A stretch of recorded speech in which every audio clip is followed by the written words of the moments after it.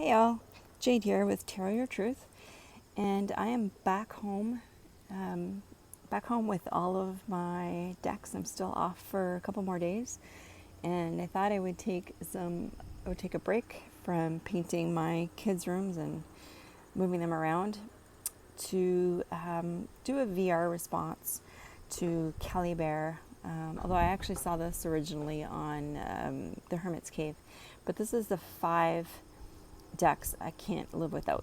Top 5 decks I can't live without. This was really hard. Wow, I found this so hard to narrow things down to 5 decks. I was semi-successful, as you'll see, but I did cheat a little bit and do a couple of groupings, and I'll explain why I did that. And then I have a couple of bonus decks. And because it's my video, the way I interpreted this was that this is the top 5 decks that I can't live without, that I'm working with right now, or that I have worked with. I have quite a few decks, and I haven't worked with all of them just yet. I'm making my way through, and rather than just doing a reading here and there, I'm preferring to sort of dive in and really work with a limited number of decks at one point, at one time. So that is what this is about. So I reserve my right to change my mind. But without further ado, so the grouping that you see here is the first. I consider it to be the first deck, and I'll explain why. So this is the Ancient Italian by Lo Scarabeo. And then this one here is the Sopraffino by Il Menegallo. Now those two are together because they are copies of the exact same deck. It's just that this one I feel more comfortable taking out of the house, and that actually went to the cottage with me, whereas the Il Menegallo will not leave my house. And then the third part of this grouping, which I'm calling the Ancient Italian grouping, is the Minchiate, which you see there. And again, I adore that deck. It's got the ancient pip, sort of non-pip minor arcana, and I'm sort of considering this my first top 5 deck that I can't live without.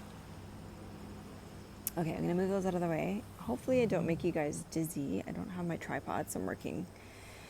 I'm just holding it by hand. Okay.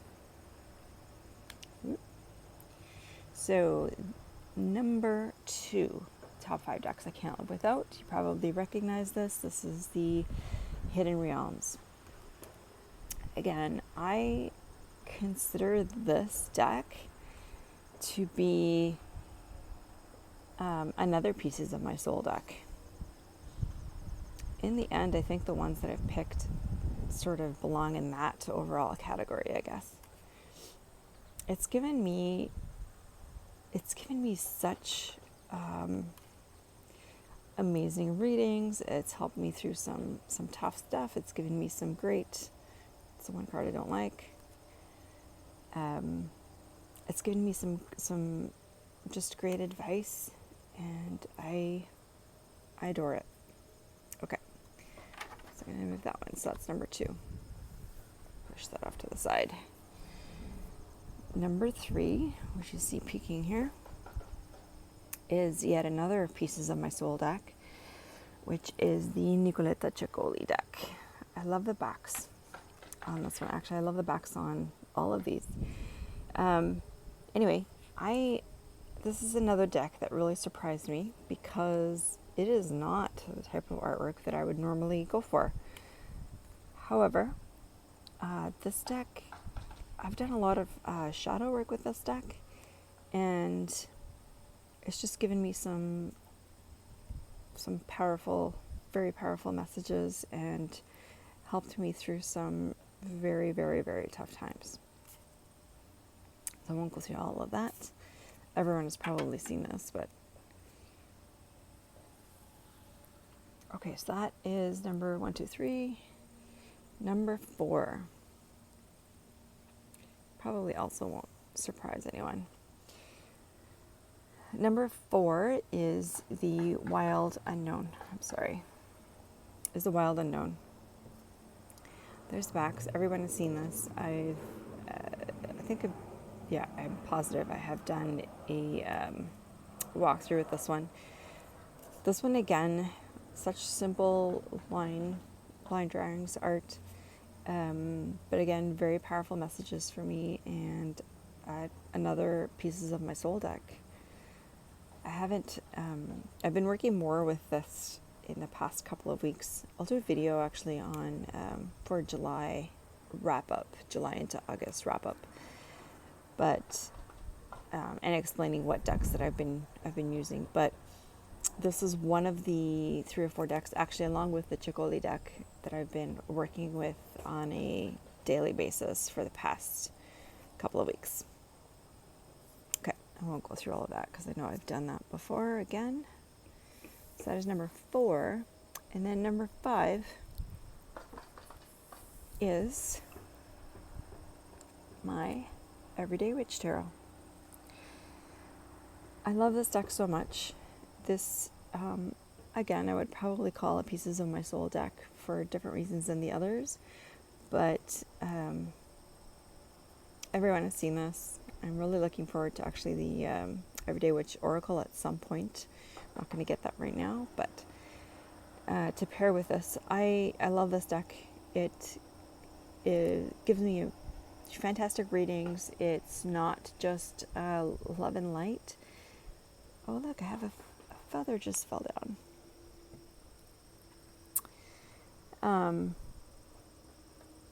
It definitely will, smack your hand if you need it. But I adore it. I love the messages I get from it. I love the art. There's the backs. And I etched this one in gold. Okay, so that is 5. So 5, 1, 2, 3, 4, 5. Okay, I do have a couple of, excuse me while I get ready here. I do have a couple of bonus ones. So this one, the only reason it's not in the original 5 is because I have not used it very much just yet. I'm going to dive into it this fall, I believe. But I adore this. I adore the art. It's kind of a Tim Burton sort of feel. I love working with this deck. The cardstock is phenomenal. It just feels phenomenal. I don't know what kind of finish it is, but it's sort of a matte, but butter smooth. I won't go through all of that. I think I'm going to I'll do a walkthrough of that one. Okay, so that's a bonus number 1. And I do have 2 more bonuses, so pardon me while I switch hands. This is bonus number 2, which is the Santa Muerte. Again, this is not in the original 5 because I've not yet worked with it very much, other than it's hard to do this one-handed. Other than a deck walkthrough. And I will do this with a Dark Mansion this fall, or sometime after I'm working with done working with the decks that I've just finished. There's the backs. I love these, and I know I have done. Oh, these are upside down. I know I've done a walkthrough of this, so I will not go through them all. But I'm pretty sure this is another Pieces of My Soul deck, although I'll refrain from calling that 100% just yet until I start working with it. There's just something about this that really called to me, much like these others that I've shown. Okay, so that's the second bonus. And the third and last bonus, pardon me while I pull this out of the bag here. It is very difficult to do this single-handed.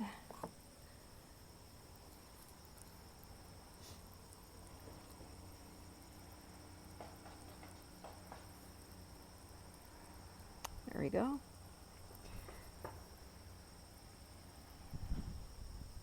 And this is my Tarot Muha. There's the backs.